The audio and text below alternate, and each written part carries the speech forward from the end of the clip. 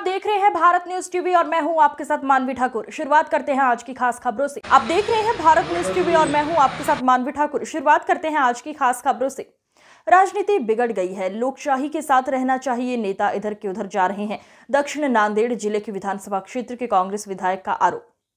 2019 में महाविकास आघाड़ी की सरकार में उद्धव ठाकरे मुख्यमंत्री थे, जब हमने लोगों की सेवाएं करते रहे। कोरोना काल में नांदेड़ जिले में हमारी सरकार में हॉस्पिटल खोले हैं। मैंने अपने राज्य में रास्ते बनाए, किसानों के लिए कुआं बनाया, अच्छे प्रकार से काम कराया। महायुति की सरकार आने के बाद हमें काम नहीं मिला, बजट नहीं मिला, हमारे विधानसभा क्षेत्र में काम नहीं दिए, बजट में हमको काम नहीं मिला। इसी कारण विकास कार्य की गति में कमी रही। किसानों का मुद्दा, स्कूल और शमशान भूमि और भी अन्य मुद्दे को लेकर विधायक होने के नाते विकास निधि लाया और विकास कराया। मैं अपना इतिहास बता दूं, 2007 में सरपंच था। मैंने सोचा नहीं था कि मुझे कांग्रेस से टिकट मिलेगी, लेकिन कांग्रेस पार्टी ने मुझ पर विश्वास रखकर मुझे टिकट दी और मैं चुनाव जीत गया। चौहान साहब को नांदेड़ जिला मानता है, वोटर आज भी उन्हें मानते हैं और महाविकास आघाड़ी के साथ वोटर आज भी साथ में हैं। आपको बता दें कि महानगर पालिका का विकास हुआ नहीं, गांव में अच्छी सुविधा नहीं, लाइट चली जाती है, विद्यार्थी होशियार होना चाहिए, बेरोजगारों को रोजगार मिलना चाहिए, कारखाने चाहिए, ऐसी सोच है हमारी, जो विधायक का सपना है। विधायक ने कहा, राजनीति बिगड़ गई है, लोकशाही के साथ रहना चाहिए, नेता इधर के उधर जा रहे।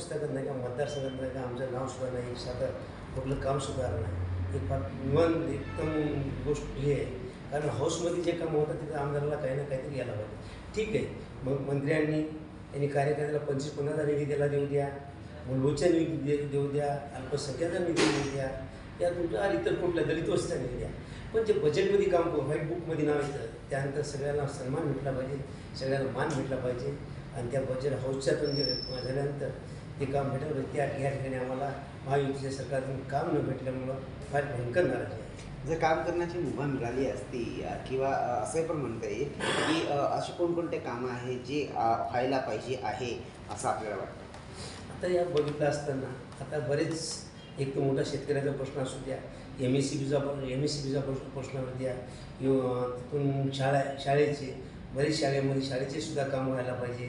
ज्या ठिकाणी स्मशानभूमीचं काम असतो, अनेक स्मशानभूमीच्या आधुनिक कामं होतं, स्मशानभूमीला जायला सुद्धा रस्ता नसतो, संरक्षण भीत नसते, त्या ठिकाणी शेड नसतं आणि बरेच काही। मी या भागाचा आमदार, स्थानिकचा आमदार असल्यामुळं लोकांची आज भरोशानं आपल्याला निवडून आलं असतं, नवीन आमदाराला बऱ्याच काही अडचणी येत्या, पण काही का असणार आम्ही त्या अडचणी कसा मात देता येईल तेव्हा सरकारला आम्ही त्या ठिकाणी बराच निधी आणून नाही का या भागाचा विकास केला आहे। आपल्या विधानसभा क्षेत्रामध्ये आपण सर्वात जास्त जनसंपर्कामध्ये राहणारे आमदार आहात। आपण मला सांगा की हे राजकारणामध्ये याची जी आवड आहे ते कशा प्रकारे निर्माण झाली, राजकारणामध्ये कशा प्रकारे? हे फार महत्त्वाचा प्रश्न विचारला, कारण मी लहानपणापासून लोकांमध्ये राहिलेला आहे, एक मेकॅनिकल माणूस होतो, त्यामुळे मला जिल्हा ओळखत होता आणि जिल्हा ओळखत ग्रामीण भागातला आलेला शेतकरी असो या कोणाच्या अडीअडचणी सोडण्याचं काम करत होतो। पण मी असं सुरला बघितलं असताना 2007मध्ये मी सरपंच होतो, लोकांनी एक चांगला मुलगा म्हणून नाही का मला एकतर्फी सरपंच केलं, 13 उमेदवार निवडून आले। विष्णुपुरी गाव मोठं आहे, सध्या आता 15ची बॉडी आहे। त्यानंतर मी लोकांची सेवा करत राहिलं। डॉक्टर शंकरराव चव्हाण मोठं एक हॉस्पिटल असल्यामुळं जिल्ह्यातून 3 जिल्ह्यातून लोक इथे येतात, मग त्यावेळेस ओळखतात विष्णुपुरीला कोण आहे, आपल्या हॉस्पिटल कोण आहे। त्यावेळेस माझं कुठं ना कुठेतरी कोणतरी सांगितलं तिथे हंबर्टे हे तिथं त्या ठिकाणी स्थानिक गावचे राहतं आणि त्यांना काम सांगितलं तर काम होतं। या सगळ्या ओळखी ह्या एवढ्या ह्याच्यातून शेतकऱ्याचा प्रश्न असो, व्यापाऱ्याचा प्रश्न असो, इलेक्ट्रिक मेकॅनिकल मशिनरी दुकान असल्यामुळे जरा त्याच्यामध्ये संबंध होता आणि मी कधी असं तिकीट मागेल बी असा मी विचार केला होता। मला आमदार किंवा उभे टाकायचं नव्हतं, पण त्याच्यातून नाही का काँग्रेस पक्षाला उमेदवार पाहिजे होता, कारण इथं 35 वर्षापूर्वी शिवसेना होती।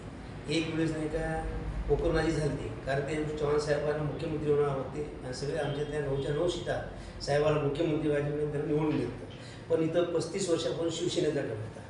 पण काँग्रेस ज्यावेळेस नाही का सर्वे केला, सर्वेनंतर नाही का कोण आमदार कोण म्हणलं तर माझं नाव या ठिकाणी पुढे आलं आणि पुढे आल्यानंतर मला लोकांनी साहेबांनी म्हणजे मागणी तिकिटाची संधी दिली आणि संधी दिल्यानंतर मी येते त्या दिन नाही का एक चांगल्या लोकांना या ठिकाणी आमदार झालेला आहे। सध्याची जी पक्षाची जी स्थिती आहे पक्षामधून स्वयं अशोकराव चव्हाण जे आहे हे पक्ष सोडून गेलेले आहे. खूप सारे जे आपले आमदार आहे नेते आहे ते इकडून तिकडे वाटचाल करत आहे. अशा वेळेला आपली कुठेतरी इच्छा अशी होत नाही की आपणही पक्ष बदलावा किंवा पक्षासोबत ठाम आपण उभे आहात काय करणार? बघितलं असताना पुरा अख्खा महाराष्ट्र कैलासवासी शंकरराव चव्हाण साहेबांचा बोलतात आणि त्याच्यामुळे नांदेड जिल्हा मराठवाडा म्हणतात, नांदेड जिल्हा म्हणतात. आणि इथं 70 वर्षापासून काँग्रेसचं राज्य आहे, काँग्रेसची सत्ता आहे. कैलासवासी शंकरराव चव्हाण साहेबांनी या ठिकाणी चांगले केले आहेत. तिथं महाराष्ट्राची ताण कैलासवासी शंकरराव चव्हाण साहेबांनी बघितली आहे.